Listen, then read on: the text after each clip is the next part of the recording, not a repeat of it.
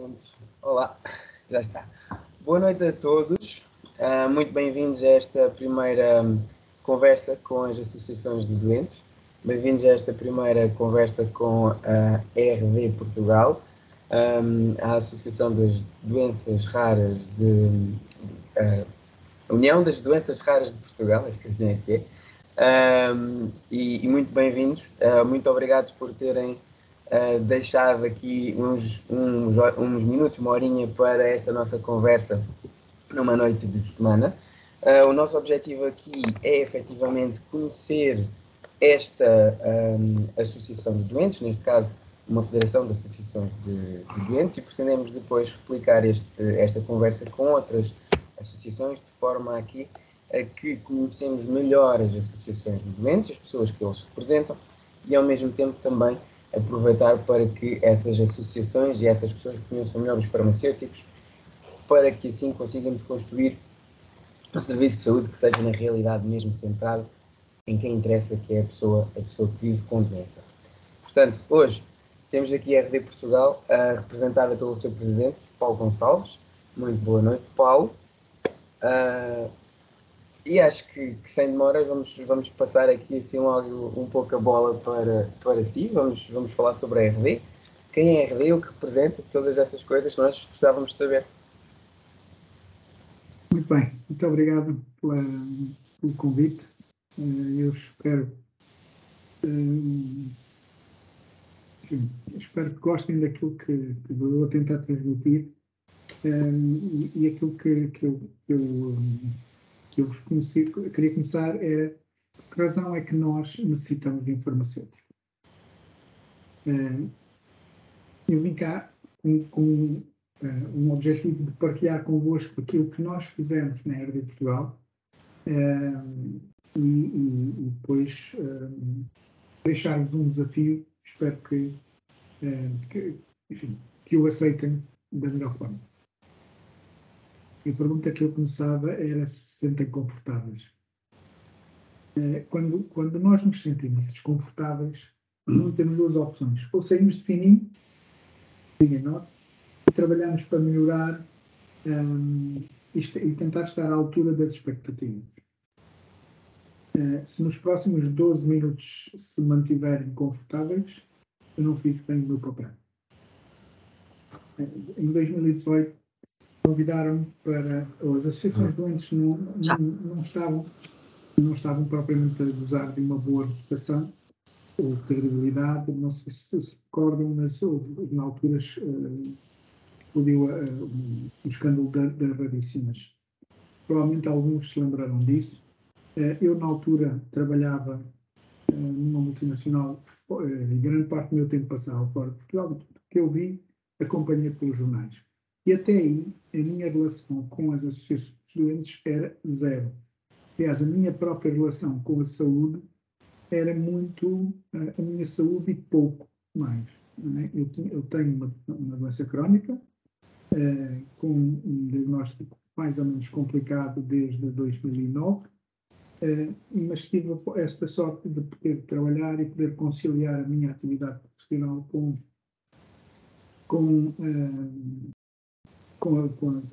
os tratamentos e a evolução da doença e estar relativamente controlado. E, portanto, no final de 2018, eu fui convidado para me juntar a uma equipa de 7 pessoas para unir as associações das doenças raras que até então não comunicavam, não colaboravam e não falavam entre si, nem trabalhavam em conjunto durante uma década. E, portanto, aquilo que o nosso grande desafio era unir estas associações numa voz.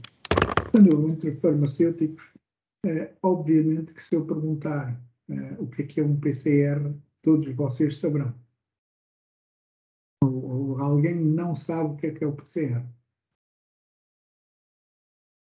Bom, eu vou dar o silêncio como uma resposta que todos conhecem, mas aquele PCR a que eu me refiro é uma brincadeira, obviamente, não é o dos testes, é mais uma pseudo-metodologia que nós utilizamos. Eu venho de um mundo completamente diferente da saúde, como disse. É uma pseudo-metodologia que nós utilizamos para o trabalho que desenvolvemos à volta da RD Portugal para, por um lado, primeiro juntarmos as organizações ou as associações numa entidade chapéu, portanto, alguém que representasse os doentes com doença rara em Portugal, os doentes e os familiares. Por outro lado, fazer um trabalho de projeção daquilo que era necessário com a perspectiva dos doentes e das famílias. Portanto, vou utilizar esta metodologia. E o P, obviamente, o P tem a ver com o propósito. Porque é que para nós, porque é que nós fazemos o que fazemos? Porque é que nós íamos desenvolver aqui um trabalho? Porque é que era necessário unir as vozes das associações, unir estas pessoas e fazer chegar uma voz com uma estratégia, etc, etc. Porque é que normalmente para nós decidirmos qualquer coisa, perguntamos por que razão é que vamos fazer este caminho antes do caminho, e só depois então é que definimos os objetivos e o caminho que vamos seguir. Eu creio que estaremos de acordo relativamente a isso.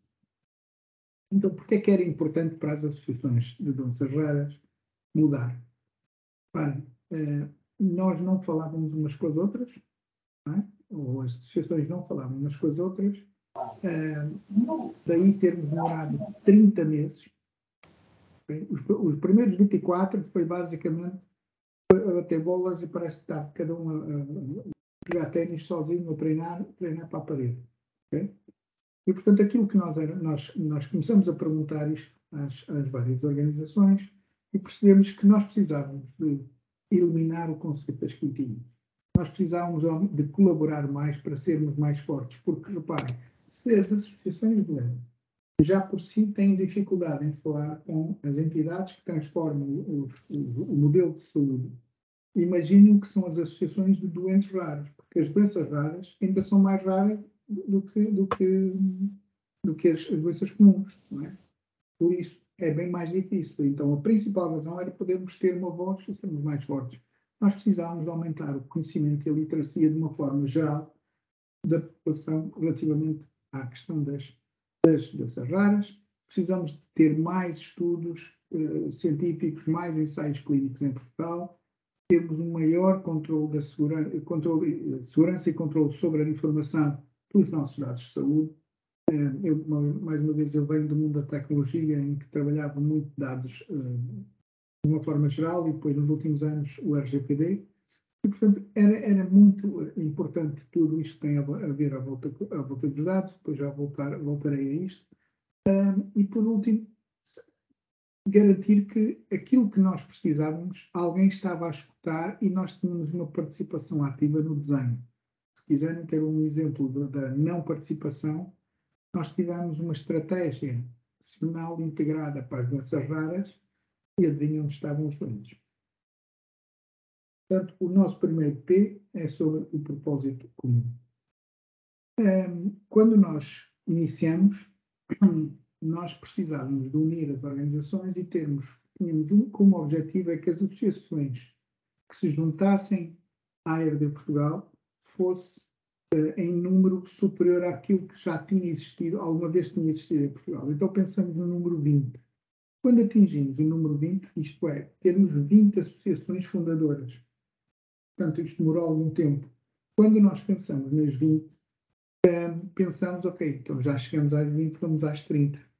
Nunca tinha acontecido 20, portanto 30 era um número absolutamente espetacular. E nós chegamos às 30. A partir daí, o céu é o limite. Portanto, o grande objetivo do primeiro ano foi juntar as associações doentes com este objetivo e falarmos com as associações e explicar porque é que isto era importante. Depois, numa segunda fase, já lá passo também rapidamente, mas era agora vamos precisar de trabalhar com outras organizações que fazem investigação, e essa é a fase em que nós estamos, que fazem investigação para... Nós temos os dados, nós temos as pessoas, eles têm o conhecimento e as ideias para fazer investigação, então vamos trabalhar em conjunto e vamos procurar financiamento para as ideias responderem àquilo que nós precisamos. Este era o grande objetivo e, portanto, quando nós nascemos em 31 de maio de 2021, do ano passado. Esta era a configuração das associações. Neste momento nós já temos mais do que estas que aqui estão representadas, mas a forma como nos gostamos de ver neste modelo.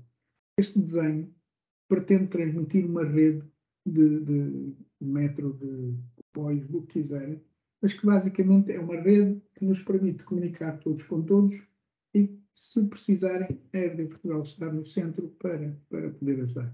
Agora, os outros pontinhos que estão aí, significa que estamos abertos a que entrem mais e queremos que entrem mais, porque esse é que é o grande objetivo. Já agora, apenas uma nota que várias associações nos perguntaram, e tal, e qual é a cota? E qual é que é a cota? A cota é 0. Okay? E a cota é 0 por uma razão. Nós não podemos estar à espera das cotas das associações que, por sua vez, já têm uma vida difícil para existir, para prestarmos os serviços que gostaríamos de prestar à sociedade. Não tenho nada contra das várias associadas dos maiores ou menores preços que têm cota. A própria SPEM, de que eu faço parte, a Sociedade Portuguesa de Esclerose Múltipla, tem uma cota de 30 euros e muitas vezes eu tive que explicar aos associados que 30 euros por ano é menos do que um café por mês. E das duas, um café por semana, desculpa. Um café por semana. Se a SPEM não vale um café por semana, significa que ou nós estamos a fazer um trabalho horroroso, ou então aquela pessoa não tem mesmo capacidade para pagar um café por semana, e se for devidamente acreditado que aquela pessoa não tem condições financeiras, essa pessoa fica isenta. Isto foi o que nós decidimos na SPEM, para garantir que não havia desculpas. Mas não é com as cotas que as associações têm que funcionar. Elas têm que funcionar de forma distinta e essa foi a forma como eu quis avançar, ou eu convenci os restantes elementos da direção, ou dos órgãos sociais e depois da Assembleia Geral, que este seria o caminho para nós termos uma organização e avançarmos para os objetivos que nós temos. Não se cria um registro nacional de doenças raras com as cotas dos sócios. Portanto, tendo o propósito, vamos ao passo seguinte, que é nós, sendo uma organização nova, tínhamos que nos dar a conhecer, tínhamos que nos mostrar para gerar confiança sobre os nossos planos. Eu não vou detalhar todos estes slides, mas porque não temos tempo, acho que temos mais interesse, se for caso disso, vão ter acesso à apresentação se quiserem, poderão ler com mais calma, mas uma organização forte, que era aquilo que nós precisávamos ter, tem que ter uma missão, tem que ter visão, tem que ter valores, tem que ter uma estrutura de gestão e tem que saber escutar os associados. Porque se souber escutar os associados, vai ter os associados com eles quando fizer determinada iniciativa. Depois, obviamente, para nós definirmos uma estratégia, nós fomos perguntar às associações o que é que para elas era importante. Com isso, nós construímos uma estratégia baseada em 4 pilares: prevenção, planeamento, execução e envolvimento dos cidadãos. Centrado sempre na pessoa com doença, centrado na família. Porque se não fosse assim, não respondia àquilo que nós precisávamos. Contactamos com entidades públicas, privadas, sociais, todas que tivessem alguma coisa a ver com alguma relação com as doenças raras. Fomos convidados, obviamente, para ser escutados e continuamos a ser chamados para participar nestas. Obviamente, tivemos que pensar e colocar em prática algumas ideias e achamos que algumas delas são inovadoras. Por exemplo, um folheto para os novos diagnósticos. Quando uma pessoa é diagnosticada com uma doença rara, aquilo afeta a família, e se afeta a família, ela precisa ter algum suporte. E até há bem pouco tempo não tinha suporte. Porque muitas das doenças raras, e vocês são farmacêuticos, podem ver, se não souberem, podem procurar na DGS. Já agora eu pergunto-vos, se puderem pôr no chat, alguém tem noção de quantas pessoas em Portugal têm doença rara? Se quiserem pôr no chat. Eu não consigo ver o chat agora, mas O número de pessoas em Portugal com doenças raras é o equivalente a 6% da população nacional. Significa que é muita gente. A questão é que, como são mais de 7 mil doenças raras, o número de cada uma destas doenças é muito pequeno e, portanto, quando alguém é diagnosticado com uma doença rara e ela vai à internet, vai encontrar muito pouco sobre o assunto.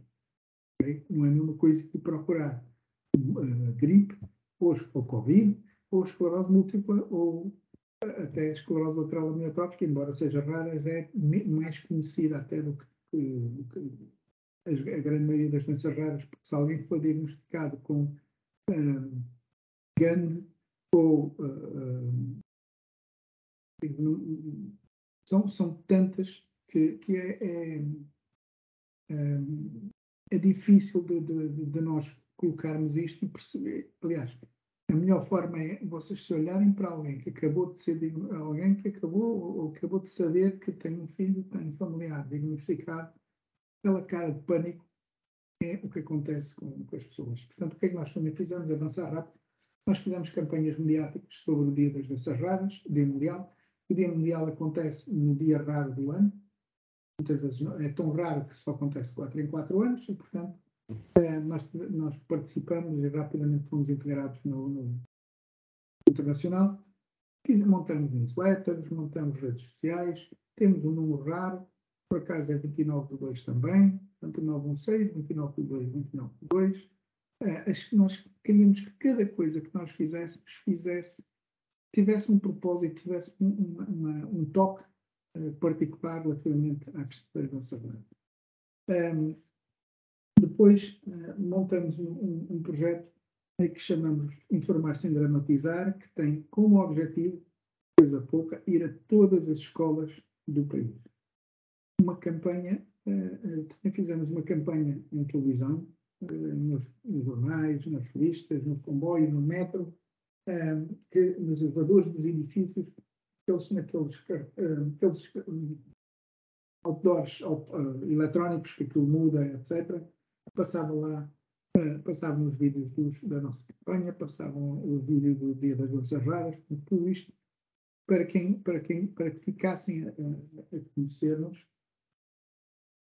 Fizemos a iluminação dos edifícios, fizemos uma série de coisas, mas o importante para ter aqui é que nós o que queríamos era que nos ficassem a conhecer. Uma das coisas que acontecia com as doenças raras, em 2018, por exemplo, era que se falava muito de doenças raras no mês de fevereiro, na última semana de fevereiro e no dia 28 ou 29 de fevereiro. E aquilo que nós queríamos era que se falasse das doenças raras e se trouxesse para a ordem do dia o tema das doenças raras. Estamos a falar de 6% da população.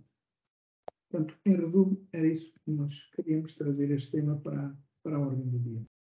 Gerar a confiança, os aos resultados, e porque é que para nós era tão importante termos resultado.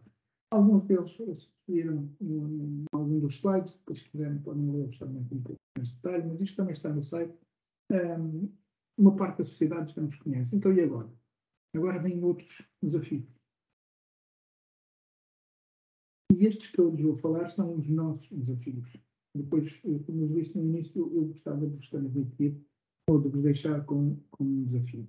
Os nossos desafios são, como poderão ver, não é a cota de 30 associações que podia trabalhar isto. Não é a cota de 30 associados, 300 que faz isto que eu vou tentar mostrar. Aquilo que nós queremos é um edifício digital. O que é isto, um edifício digital? Uma coisa em que nós conseguimos, com realidade, com inteligência artificial e machine learning, quando alguém nos fizer uma pergunta no site, nesse edifício digital, ter uma resposta muito mais assertiva sobre o síndrome de Sjögren, se o sistema não conhecer, se o edifício não souber ainda, vai fazer umas perguntas, vai tentar rastrear na net e vai tentar dar a melhor resposta àquela família. E, no pior das hipóteses, vai-lhe dar uma indicação de uma associação que a vai poder ajudar. Okay? Mas se for, qual é que é o ensaio clínico, onde é que existe um ensaio clínico para o último ensaio clínico mais recente sobre problemas raros, de um cancro raro, por exemplo, hereditário, ter essa resposta. Nós precisamos de um edifício digital. Queremos criar uma coisa chamada SP3S, que basicamente é uma plataforma de serviços partilhados, de solidariedade, saúde e solidariedade social. Nós precisamos ter um registro nacional das doenças raras, que é algo que está prometido há muito tempo, está prometido, até está batido em despacho, está nos relatórios da estratégia, etc., mas não existe. E nós precisamos que exista. Nós precisamos de melhorar o acesso à saúde, em particular às pessoas com sintomas de doenças raras. Nós precisamos de melhorar o tempo de diagnóstico. Provavelmente alguns são, mas um diagnóstico de uma doença rara pode ter 18 anos. É um absurdo. Okay? Imagine uma família que anda 18 anos sem saber o que é que aquela pessoa tem. Aumentar o número de ensaios clínicos de doenças raras. Isto são as coisas que nós precisamos de fazer centrado em nós. Portanto, a única forma de o fazermos é trabalhando todos em conjunto, porque eu sei que a associação, a nossa associada que trabalha com cancros hereditários, o grande foco dela são os ensaios clínicos para doenças raras.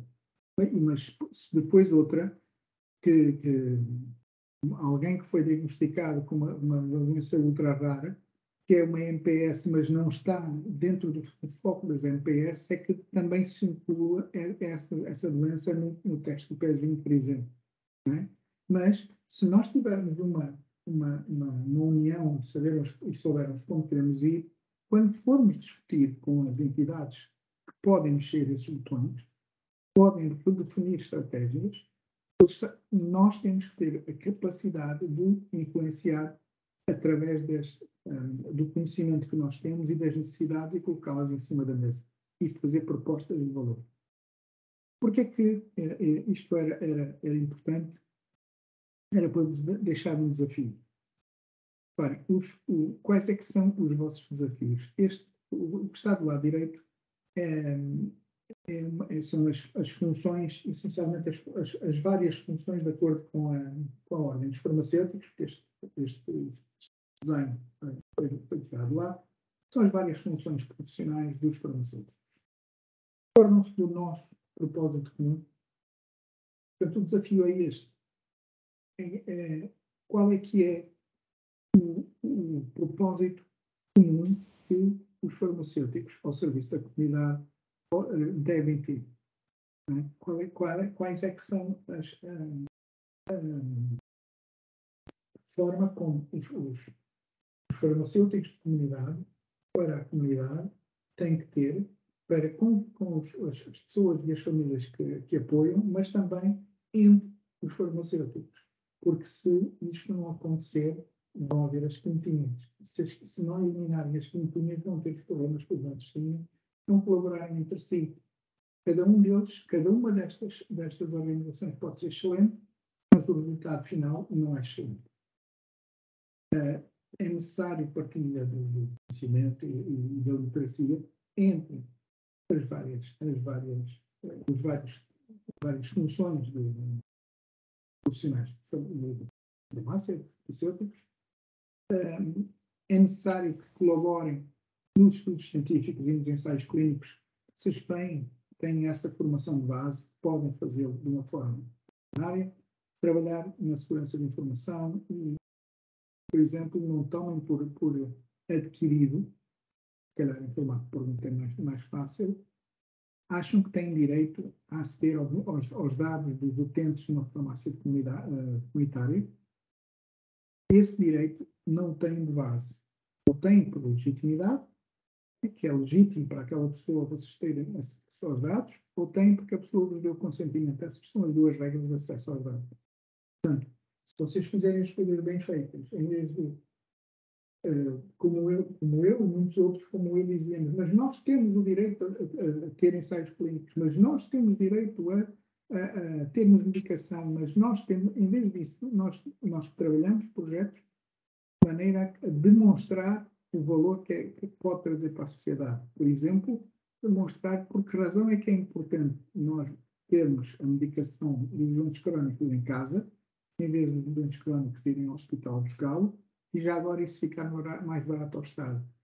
Se fizermos isto, vamos ter a legitimidade para depois ter as discussões com maior valor acrescentado. Portanto, volto à pergunta inicial, porque é que nós queremos um farmacêutico?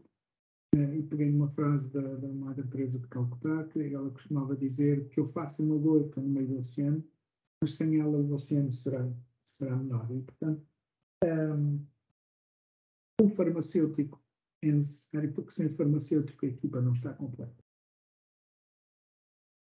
E a pergunta que eu lhe deixo: qual é que é o principal diferenciador do farmacêutico para a comunidade? Obrigado por você. Muito obrigado, Paulo. Acho que foi extremamente interessante esta apresentação e absolutamente esclarecedora daquilo que a RD Portugal já fez neste ano, não é? Portanto, vocês são uma associação também bastante recente, têm 1 ano e alguns meses de vida, não é? Pois, exato. E eu acabo por rever aí muitas das coisas que o Paulo apresentou agora, também acabo por rever aqui um pouco no que nós estamos a começar a fazer e qual é o caminho que também queremos trilhar aqui na PFPC, obviamente. Desliguei, já está. Ainda estamos aqui a partilhar, Paulo. Deixa-me lá ver se eu consigo ajudá-lo.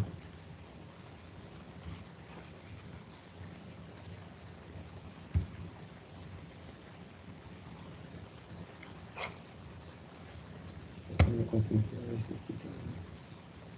Acho que ainda está a partilhar o... Não, eu já tirei a partilha, portanto agora já o estou a ver assim.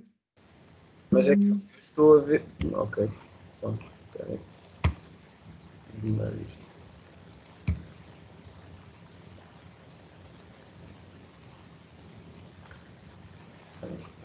Estou a perceber porque é que temos isto assim, mas pronto, de qualquer das maneiras, acho que fica funcional na mesma. Só aqui. Deixa eu fazer.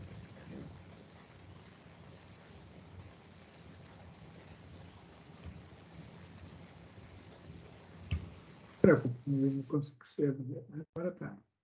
Agora tirei, eu estou só aqui a fazer uma coisa e agora já removi. Pronto, acho que agora voltamos ao normal, certo? Sim. Sim. Ok, pronto, peço desculpa aqui pelo pequeno percalço técnico. Voltemos então à transmissão. Pronto, estávamos aqui a dizer então, a RD Portugal acaba por representar 6%, digamos assim, se falarmos dos doentes com doenças raras da população portuguesa, isso traduz-se mais ou menos em cerca de 600 mil pessoas, mais coisa, menos coisa, não é? Efetivamente é muita gente e eu entendo aqui também este propósito de agregador de quererem juntar-vos, porque senão efetivamente ficarem quintinhas acaba sempre por ser negativo.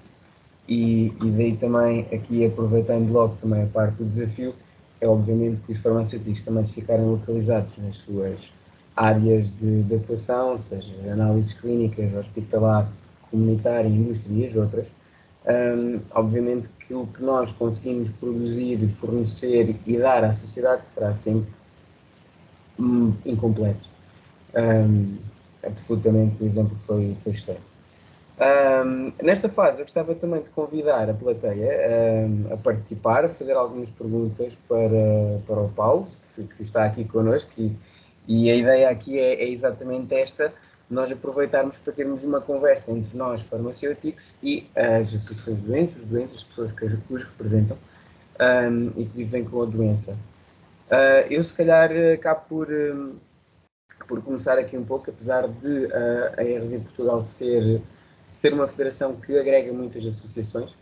De uma forma geral, hoje em dia o farmacêutico está presente na vossa vida, da pessoa que vive com doença rara, e como vimos no exemplo, acho que é perfeitamente perceptível que o farmacêutico está envolvido em muitas etapas, seja no diagnóstico, seja na investigação, para a obtenção do próprio diagnóstico e para tratamentos e também no farmacêutico comunitário.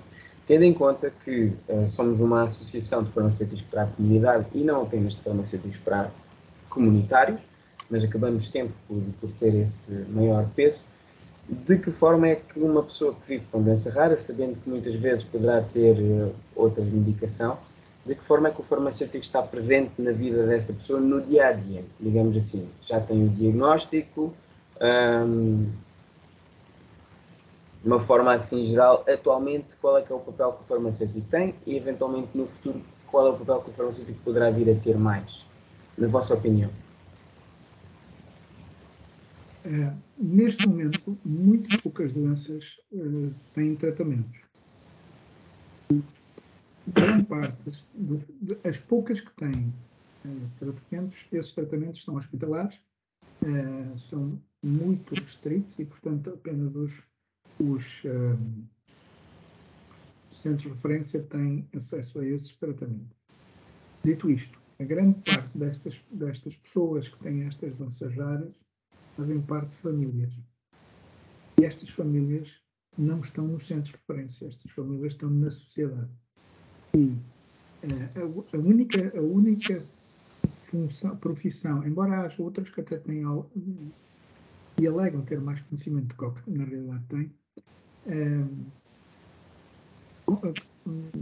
os farmacêuticos são aqueles que têm a formação de base e podem ter mais especialização para poder ajudar, porque muitas das vezes os doentes, as famílias recebem medicação para fazer tratamento de alguns sintomas que não são para tratar a doença, mas alguns desses sintomas.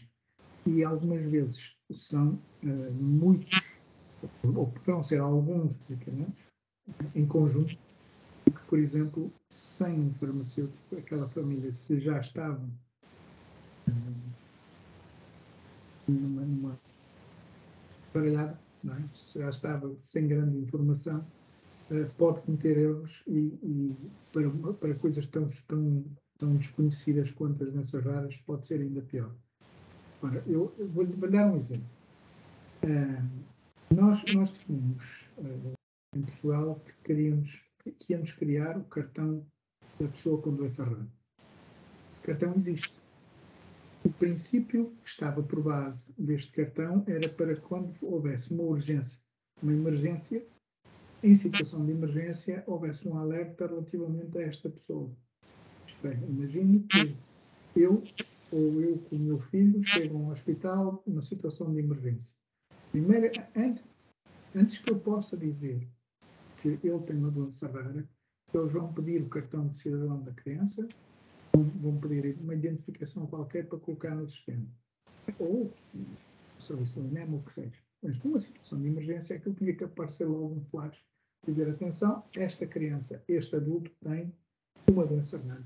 Sendo as doenças raras um montão delas, é impossível que um médico, mesmo que seja um médico de doenças raras, ou de algumas doenças raras, não consegue conhecer o sexo. É impraticável. Aquilo que tem que dizer é, esta pessoa tem uma doença rara, a doença é esta, código de Orphan, e o código de Orphan, e para além disso dizer assim, já agora, como os doentes são raros, os profissionais que sabem tratar também tem aqui os contactos. São contactos de emergência. Não é? Ora, o cartão existe em papel, mas não serve para nada. Não é?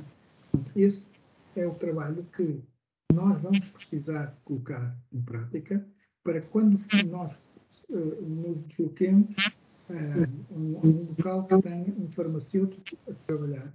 O farmacêutico possa aceder à informação do doente com a nossa permissão, com o nosso consentimento informado, e dizer assim, aceda porque eu preciso de uma ajuda. E isso não vai depender de ser um centro de referência ou não, porque muitos dos tratamentos não vão ser feitos em hospital. Um último exemplo que não tem a ver exatamente com o farmacêutico.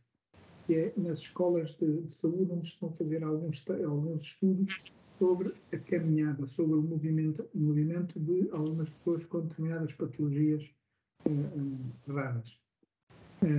Aquelas pessoas vão precisar de saber, por exemplo, se esta pessoa está a fazer uma medicação ou não está, se esta pessoa está a fazer algum outro tipo de tratamentos adicionais, para poder perceber se haverá alguma influência dessa medicação nos resultados que possam estar a acontecer nos testes que possam estar a fazer. Nestes casos são testes físicos. Estou-me a lembrar de um exemplo de uma escola de fisioterapia que nós estamos neste momento a iniciar. Mas estes são as várias, a panóplia total da que pode acontecer com o farmacêutico. Portanto, os farmacêuticos têm que falar entre si para que, com essa comunicação, possam responder às 7.000 doenças e entre os 600 e os 800 mil casos que podem depender dos vários profissionais de saúde, onde os farmacêuticos têm sido muito esquecidos. Ok. Pronto, tendo em conta também aqui uma outra questão, se calhar um bocadinho mais prática, tendo em conta que os farmacêuticos efetivamente acabam por contactar com muita gente, com muita realidade, acabamos muitas vezes por também contactar com pessoas que vivem com a doença rara, seja por serem elas as pessoas doentes ou serem familiares de alguém. É muito comum essas pessoas diagnosticadas fazerem logo parte das associações, ou seria também interessante aqui mentalizar para a necessidade de referenciar estas pessoas para as associações dessas doenças que acabam por representar? Quando nós fizemos um folheto, uma das coisas que eu mencionei foi que nós fizemos um folheto para os 100 diagnosticados. Por experiência, não com as doenças raras, mas com outras patologias, quando uma pessoa é diagnosticada com uma doença crónica, ligar-se a uma associação de doentes não é a primeira coisa que esteja no seu radar, não é das coisas que está nos seus planos imediatos. Okay? Porque pode ser que se tenham enganado, pode ser que não seja nada disto. Okay? E a primeira coisa que eles vão fazer é vão ao Google. Okay? Portanto, se aquele profissional de saúde estiver devidamente treinado para dizer, eu sei que a primeira tentação é ir ao Google. Bem, passa aqui comigo. Vamos fazer aqui uma pesquisa rápida sobre o síndrome do intestino curto. E a pessoa faz. O que vai acontecer mais provavelmente, e espero que mais vezes do que menos, vai aparecer o Facebook da associação. Não vai aparecer um medicamento, não vai aparecer uma daquelas idiotices que se fizer não sei o quê, ou, por exemplo, com a esclerose múltipla, às vezes acontece, uns tipos que dizem que agora se largar a medicação toda e se fizeram um tratamento à base de vitamina C em doses industriais, ou de frutos vermelhos em doses industriais, isto fica curado em 6 meses.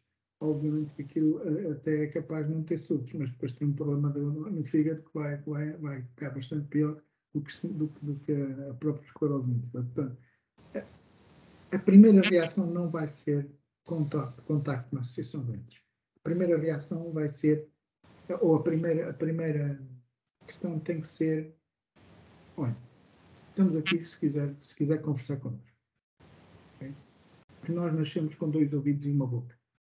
E muitas vezes queremos dar conselhos, os conselhos não se dão. Não sei se alguns disseram isto, mas os conselhos não se dão. Porque se fossem bons, se os conselhos fossem bons, vendia-se e chamava-se consultoria.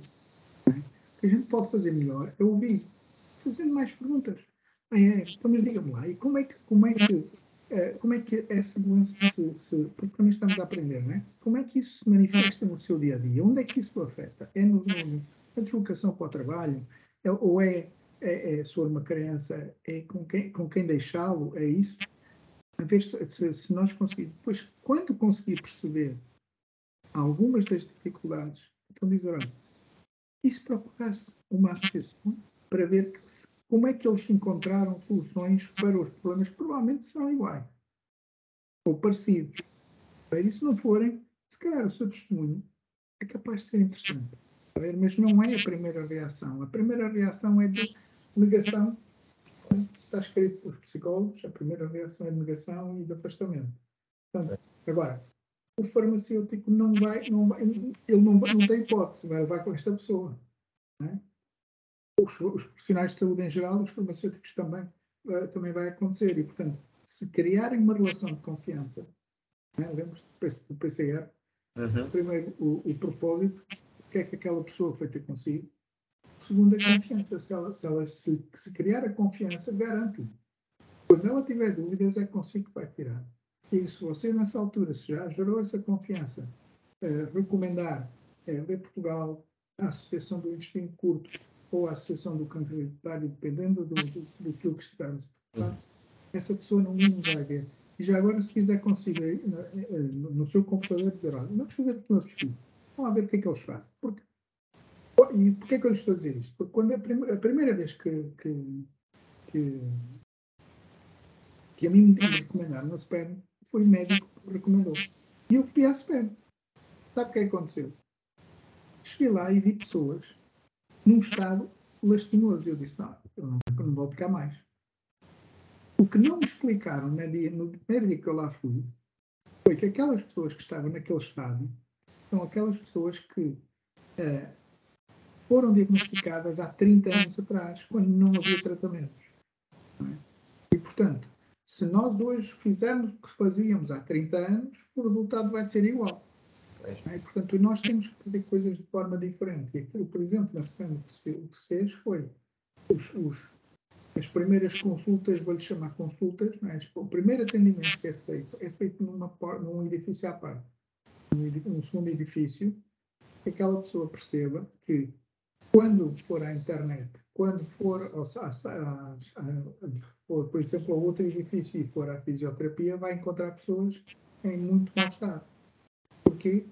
Porque quando lhe disseram que era preciso fazer fisioterapia para não perder determinados movimentos, não fez. Quando disseram que era preciso não interromper os tratamentos, a pessoa interrompeu os tratamentos, teve surto e ficou a vida. Portanto, isto é dito pelos profissionais num espaço à parte. E depois desta pessoa passar a primeira fase, que já aceitou e que uniu a família à volta da pessoa com doença rara, começarem a perceber que nós vamos ter que trabalhar isto em conjunto, aí já se pode recomendar qualquer outra coisa, que já se gerou confiança. Ok, ótima sugestão. Ouvir primeiro. Temos aqui uma pergunta no chat da Manuela Jesus. Ela diz: boa noite, Paulo, parabéns pela excelente apresentação. Deixo uma questão. Acha que faz mais sentido os farmacêuticos intervirem nesta temática, ouvindo as necessidades expostas diretamente pelos doentes, ou optarem por intervir e matando as falhas que detectam no SNS para com estes doentes? Obrigado, desde já. Um pouco disto. A resposta não é específica para as doenças raras e foi aplicada durante a pandemia com a medicação em proximidade. Okay? Qual é que é a questão? Nós, por natureza, gostamos de ajudar. O ser humano gosta de ajudar outras pessoas e os farmacêuticos não são diferentes. E os farmacêuticos perceberam que havia ali uma oportunidade de ajudarem as pessoas a receber a medicação, ajudar as pessoas com a medicação numa altura em que nós não podíamos sair de casa. Só que isto foi um serviço gratuito e as pessoas não perceberam que era um serviço gratuito durante uma pandemia. Okay? Toda a gente achou que era obrigação do farmacêutico fazer isso. E não é. Também não é obrigação de um professor dar explicações a um aluno que tem mais dificuldades. Mas às vezes acontece os professores dizerem sim, eu vou ajudar este aluno porque acho que ele faz um esforço e eu preciso de o ajudar. Sim, simplesmente porque sim. Qual é que é a diferença entre uma coisa e outra? É que, e por isso eu ter falado muito na questão científica. Se eu imagino que se o farmacêutico puser o foco em algo que vai colmatar uma área do SNS que está em falta, deve, pelo menos é a forma como eu vejo, deve fazê-lo de forma sistemática e guardando os dados. Para quê?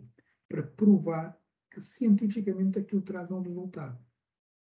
Okay? Mesmo que o científico possa ser colocado com 4 aspas. O científico pode ser feito com dados da vida real. O ISB, o Instituto da Saúde Baseada em Evidência, trabalha muito com isso, com os dados da vida real. E muitas das vezes nós ignoramos os dados da vida real, vamos buscar o científico apenas aos ensaios clínicos. Não, os dados da vida real são cada vez mais importantes. E se os farmacêuticos se focarem nas falhas do SNS, que são bastantes, mas se focarem, não tentem comer um elefante de uma vez, às fatias é melhor, pegar naqueles pontos, discutam entre vós, discutam os pontos que podem ser prioritários, mas se o fizerem, ataquem de forma sistemática, garantindo que vão produzir resultados e esses resultados podem ser demonstrados. E dessa forma não há volta atrás. Portanto, se demonstrar, por exemplo, que por causa da pandemia, os farmacêuticos de comunidade, estou a falar dos comunitários mesmo, das farmácias comunitárias, tiveram um papel absolutamente preponderante, absolutamente crítico na questão da entrega da medicação e no acompanhamento dos doentes durante essa fase e que depois a seguir gerou confiança e continuou. O que é que aconteceu? Foram gerados dados científicos, foram gerados dados absolutamente inatacáveis, aos quais conseguiram, quem fez isto fez por maldade, roubou a parte do reinternamento.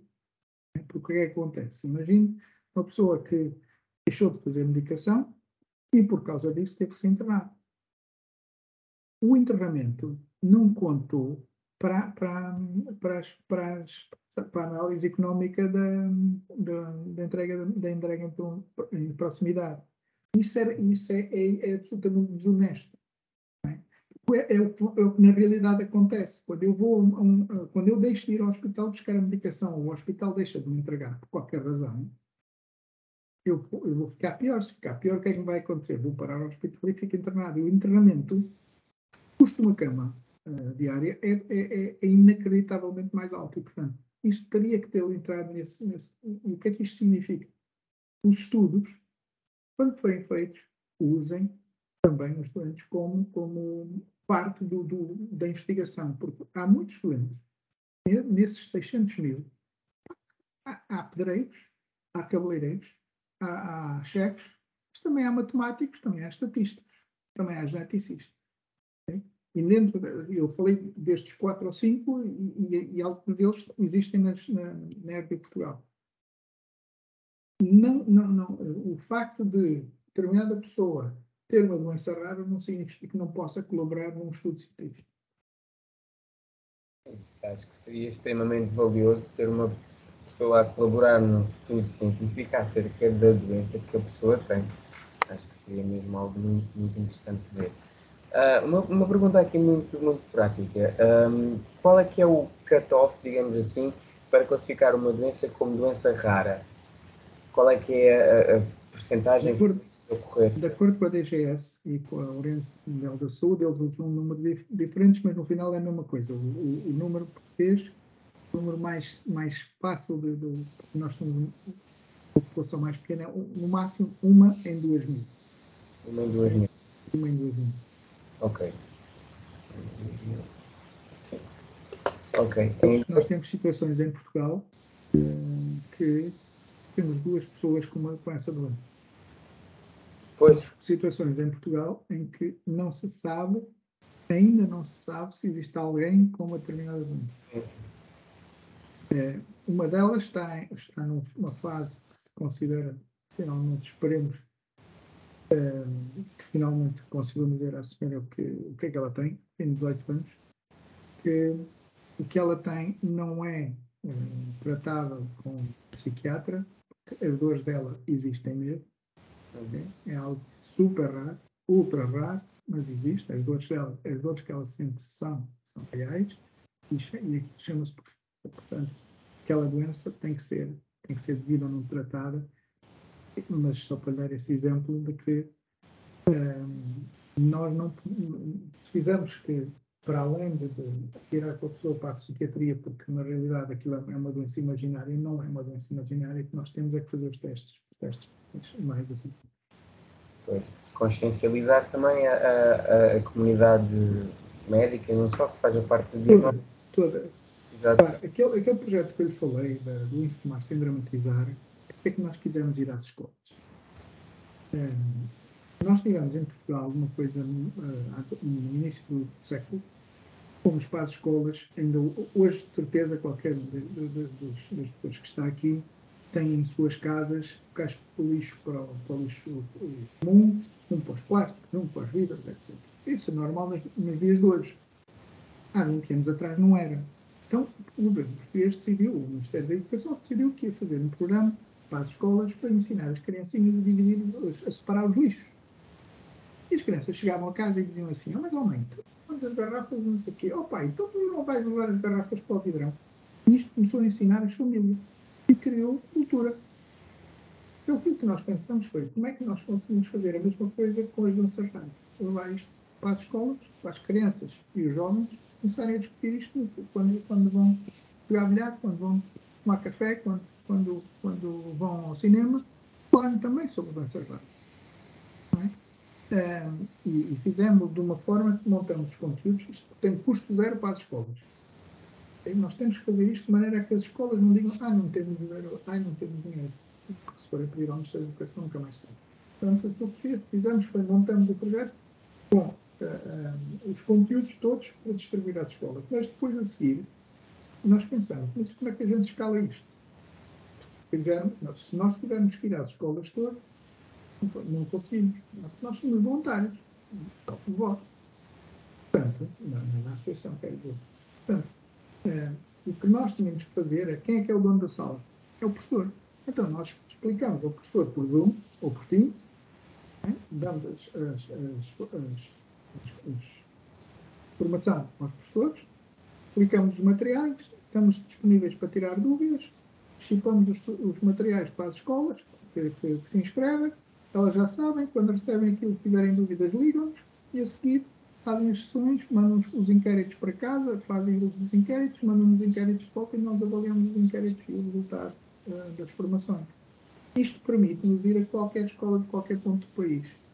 E nós chegamos à Madeira, chegamos aos Açores, chegamos a vários pontos do país sem termos ido às escolas. E é a única forma de nós mudarmos a sociedade, é capacitarmos a sociedade. Obviamente, e o Bruno mencionou isso, ainda bem, que precisamos também de capacitar os profissionais.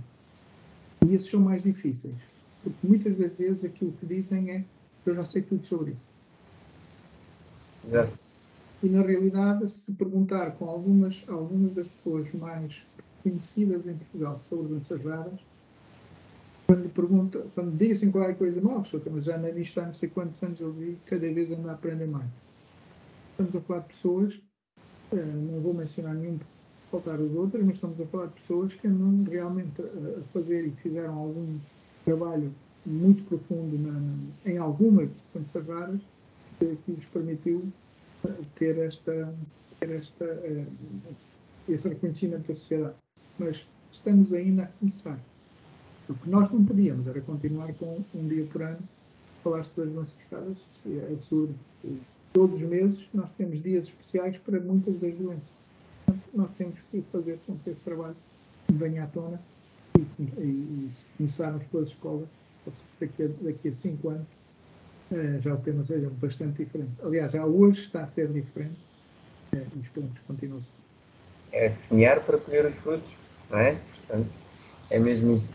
Temos aqui outra pergunta também do Luís Furtado. Boa noite, Paulo. Como sempre, uma excelente apresentação. Qual a sua opinião sobre um possível programa específico de acompanhamento do doente com doença rara, com seguimento farmacoterapêutico personalizado, com um farmacêutico específico no local de residência do doente? Obrigado pela sua clareza e visão. esse é exatamente o objetivo, ou faz parte do objetivo. Quando eu pus aquele slide que a equipa não está completa sem o farmacêutico, é isso que eu me refiro. Uma vez mais, farmacêutico, calhar até pode ter formação de como fazer dar uma injeção ou uma vacina, e as vacinas provarem, mas fazer aquelas infusões, etc., até poderá fazer, mas normalmente está mais associado aos enfermeiros. Mas o enfermeiro não sabe fazer conciliação, não sei a palavra, não é conciliação farmacêutica, é conciliação farmacêutica, não sabe. E quando faz a pergunta a um doente num determinado local profissional, o doente vai tentar lembrar-se daquilo que tem lá em casa. Se for lá a casa, ver como é que ele está, e está bem, etc., vai perceber, mas tem ali aquela caixa cor de laranja, o que é que é? Já agora, diga-me lá, que é para a gente ver se isto deve ser junto ou separado daquele outro medicamento. Isto só se consegue na vida real. Portanto, a resposta é, claro que sim, vejo com isso com muito bons olhos. E já agora fica barato ao Estado. Fica barato ao Estado. Pois, a questão é mesmo essa, mesmo estas iniciativas, e isto é a problemática que nós depois aqui deste lado entendemos, estas iniciativas não podem ser feitas, digamos assim, de forma voluntariosa apenas, não é? E ao mesmo tempo também estar a colocar a despesa que isto tem, porque acarretaria despesa para o profissional que está a despender tempo para prestar este serviço, vai ser completamente sobrecarregada no utente, no doente, nos seus familiares. Portanto, o Estado aqui acaba sempre por ser aquela problemática de temos de ter dados para que eles depois nos paguem, fazer estudos e projetos pilotos que depois não saem do papel. É uma realidade que infelizmente nós conhecemos, não é? Bruno, há uma expressão que normalmente me salta logo quando eu a ouço, e explico porquê, que é a expressão projeto piloto. A expressão projeto piloto não devia existir. O que devia existir era piloto-projeto.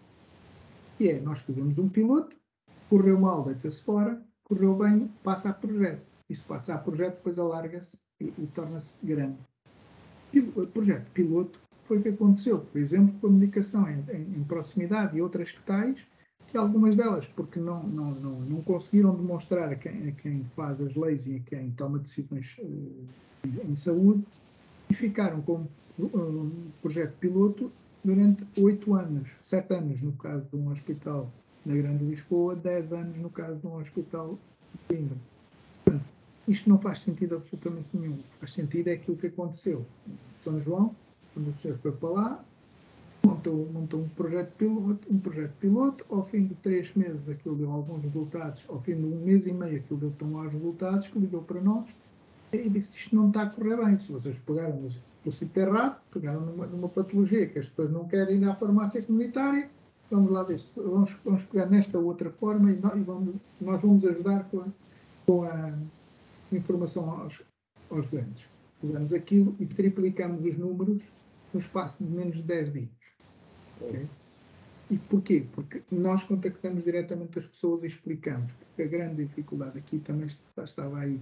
Portanto, nós precisamos de fazer o trabalho de uma forma conjugada, agregada, para que não haja a dificuldade, ou pelo menos a resistência à mudança. E quando o fizermos, se fizermos um trabalho conjunto, nós vamos conseguir captar números que não estavam previstos inicialmente e transformar a questão do projeto piloto em algo que seja piloto. Se não correu bem, foi piloto, pronto, está-se fora. Não é? Agora, se correu bem, então tem que se transformar num projeto e alargado.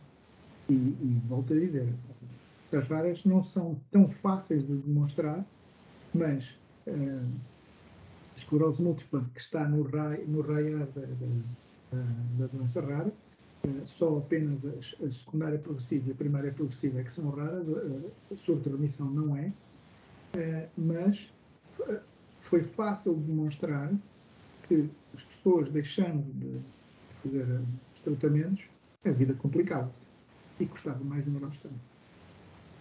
Nós também temos que pôr em cima da mesa, por exemplo, que se não fizermos, e esse é um problema gravíssimo que nós todos os anos ouvimos, quando ouvimos falar em orçamento de Estado, vamos pôr mais dinheiro na prevenção. Depois chegamos à conclusão de que afinal não pusemos dinheiro na prevenção, porque ficou preso ao governo da finança. Pois, infelizmente é o que tem acontecido muitas vezes. Aqui uma nota para 18 anos para chegar a um diagnóstico. Não percebi? 18 anos para chegar a um diagnóstico. Foi uma das coisas que a mim me saltou a atenção quando o Paulo estava a fazer a apresentação.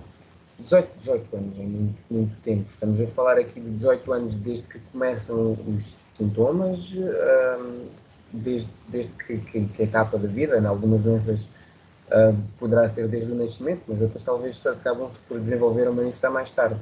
Portanto, 18 anos, como chegamos a este número tão alto? O número é exageradamente. Sim. Eu diria que nos tempos mais recentes andará, mas nunca anda menos de 4, 5 anos. São coisas que ou são já muito mais conhecidas, dentro do que são, por exemplo, as MPS, as multipolissacaridoses, mas outras 4, 5 anos. Nós precisamos criar modelos, ou pelo menos scripts, que ajudem a validar mais rapidamente as questões. E depois precisamos de mais uma outra coisa, que é termos inteligência artificial a ir aos dados e perceber que conjuntos de sintomas devem dar alertas ao médico que está a tratar esta pessoa, que pelo menos vai avaliar esta pessoa. E isto não se consegue treinando apenas os médicos. Tem que se treinar máquinas que conseguem fazer isto de uma forma muito mais rápida. Okay?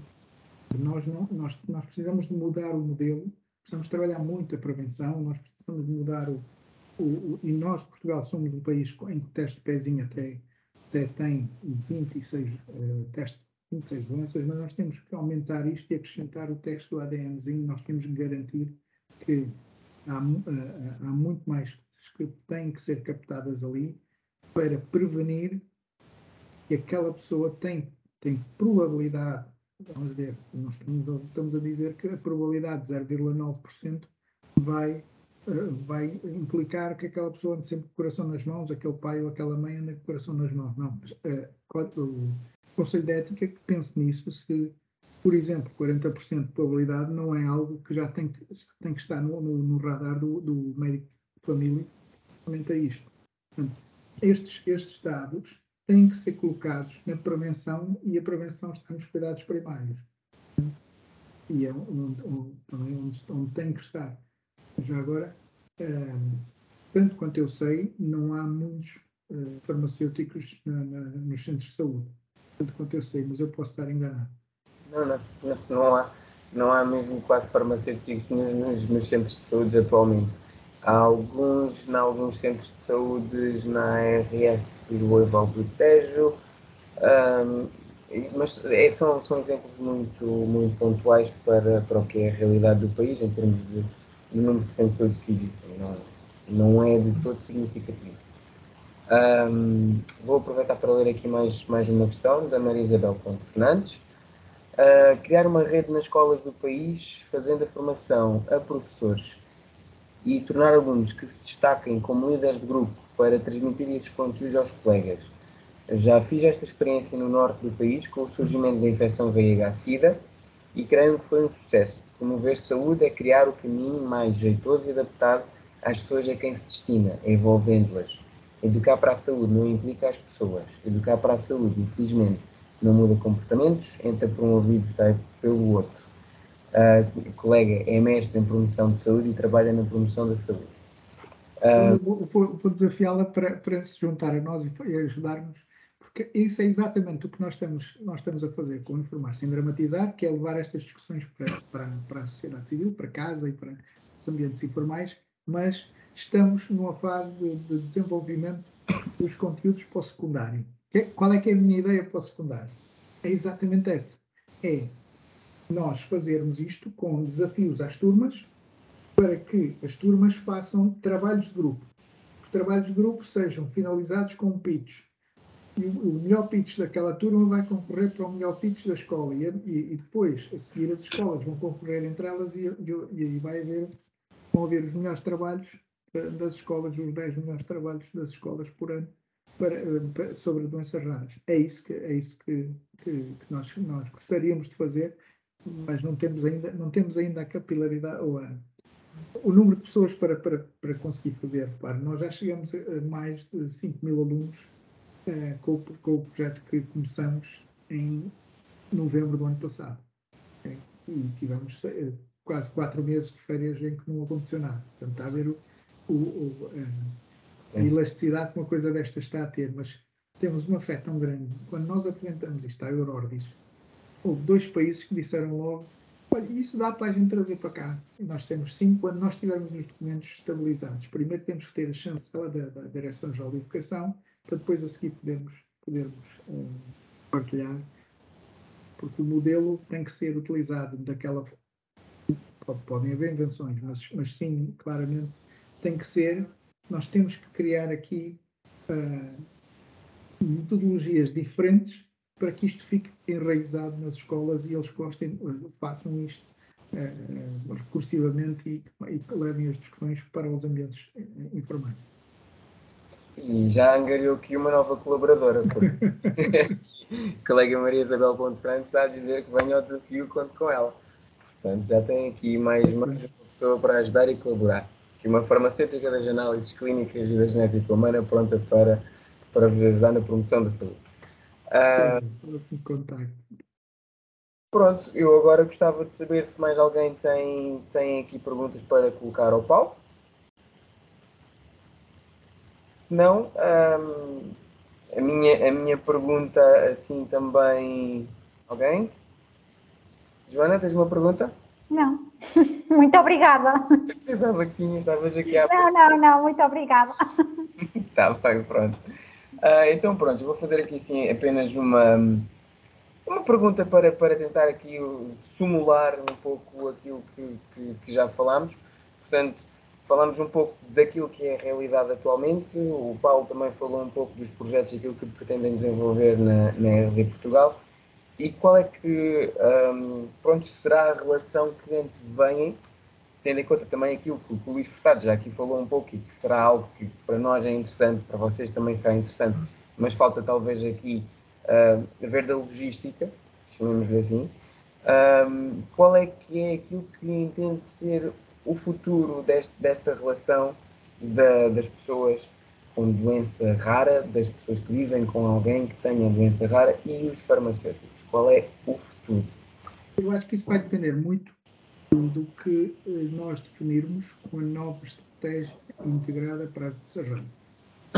É algo que à partida vai ser criado 2022-2027 e vai depender muito dessa estratégia, essa incorporação. E vai também depender muito do papel que os farmacêuticos também quiserem ter. E quando eu digo quiserem, não basta... a diferença entre sonho e ilusão é que o sonho é aquele que a gente tem à frente e caminha para ele. A ilusão é aquele que diz que gostaria de... Não é? E, portanto, quando eu digo que os farmacêuticos... depende dos farmacêuticos trabalharem em conjunto para garantir que têm o direito de reclamar por... Faço-me entender? Que é... eu já tive pelo menos 2 conversas com o novo bastonário, tive também com a antiga bastonária dos farmacêuticos, mas com o novo bastonário já tive 2 vezes, já tive a oportunidade de transmitir também um pouco esta minha posição, é de que tem que ser com base científica para se convencer alguém. Eu venho do mundo da matemática, portanto não estranho esta coisa dos zeros e unos, é mesmo assim. Eu acho que se nós demonstrarmos que é melhor e é financeira, económica ou financeiramente melhor fazer de determinada maneira, ou, por exemplo, investir em prevenção, esse é o ponto que ainda está por demonstrar, é que fica mais barato ao Estado, porque toda a gente diz isto, e a própria OMS diz isto, mas depois não se faz nada em concreto. Não é? Portanto, depende dos farmacêuticos quererem fazer trabalho conjunto, no sentido de vamos demonstrar que esta necessidade existe. Muito bem. Pronto, eu estou a tirar nota. Acho excelente. Acho que tivemos aqui uma conversa muito, muito produtiva. Espero que tenha sido produtiva para ambas as partes. Obviamente que aqui também... Eu gostei imenso. As perguntas acho que foram assertivas. Espero ter estado à altura. Esteve. Certeza também pelo feedback que temos tido aqui no chat. Penso que toda a gente também gostou bastante da apresentação. Espero. Bruno, boa noite. Olha, aqui o Luís. Olá. O Luís quer dar aqui o chute final. Não, eu queria só dar-te aqui uma nota, porque se calhar não te apercebeste que nós aqui na nossa transmissão em direto pelo Facebook tínhamos só aqui uma questão da nossa colega Mónica Gomes. Não se conseguia isso. Eu apercebi-me agora, então não sei se queres tu dar aqui um olhinho, se queres que eu faça aqui... Não, por favor, diz tu. Então pronto, então aqui a nossa colega Mónica, o que refere é que ela diz muitas escolas pedem-nos formações sobre variados temas. Aqui, lá está, naquele âmbito do que estávamos a falar, não é? Daqui de ir às escolas. E o que ela pergunta é se têm interesse em que sejamos nós, farmacêuticos comunitários, a ajudar e a dar este tipo de formação aos alunos. Pronto. E agradecer também à Mónica esta questão. É interessante. Sim, a resposta é claramente sim. Todas as ajudas que nós pudermos ter para passar a mensagem de alertar as famílias para sintomas o mais antecipadamente são sempre boas, porque vão melhorar a qualidade de vida daquelas pessoas, antecipar os tratamentos das pessoas afetadas e, portanto, a resposta é claramente sim. Eu acho que é algo que nós mesmo como associação podemos pensar aqui numa colaboração com a RD Portugal, tal como, por exemplo, os farmacêuticos já o fazem com outras entidades do meio, como, por exemplo, a Valor Med, que muitas vezes somos nós os farmacêuticos que vão fazer essas apresentações na escola. Parecia muito interessante também pensarmos aqui de alguma forma de colaboração neste sentido. Qual que é que lhe parece? Parece muito bem. Quanto mais, melhor. Pronto, acho que sim. Não sei se há mais alguma questão que tenha surgido entretanto também, mas também já tivemos aqui 1h15 para falarmos um pouco. Como eu estava a dizer, foi extremamente interessante. Só tenho a agradecer, Paulo, por esta partilha de conhecimento e de experiências, que é extremamente valiosa para nós como farmacêuticos, para nós como associação também, porque vemos o vosso exemplo de como estão a crescer e a direção que estão a tomar, e só temos a agradecer efetivamente este bocado, este tempo que nos concedeu. Foi da minha parte um prazer estar aqui consigo. Espero que os colegas também o vejam assim, e acho que sim, pelo menos todos os presentes, e quem assistiu, espero que também. Portanto, resta-nos uma boa noite para todos e muito obrigado. Obrigada. Uma boa noite. Muito obrigada. Obrigado a todos. Boa noite, colegas.